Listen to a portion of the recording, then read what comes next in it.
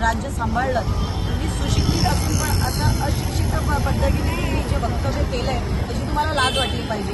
तुम्ही ज्याला जिवे मारण्याची धमकी देतात तो शहीदांच्या परिवारामधला व्यक्ती आहे आणि ह्या भारताच्या सगळ्या महिला काँग्रेसच्या असो किंवा सगळ्या भारताच्या सगळ्या राहुल गांधीजींच्या महिला गप्प बसणार नाही। तुम्हाला तुमच्या वक्तव्याची माफी मागावी लागेल आणि सत्तामध्ये असलेल्या प्रत्येक एका व्यक्तीला त्याच्यावर कारवाई करायलाच हवी, कारण त्यांनी आज आमच्या नेत्याला जी धमकी दिली आहे ती तुमच्याही वरती उद्या उलटू शकते। म्हणून आज तुम्ही जागृत व्हा, ही जी पहिली पाऊल त्यांनी उचललेली आहे याला लवकरात लवकर थांबवा आणि मानवा। आम्ही अजिबात गप्प बसणार नाही आहोत, आम्ही रस्त्यावर उतरू।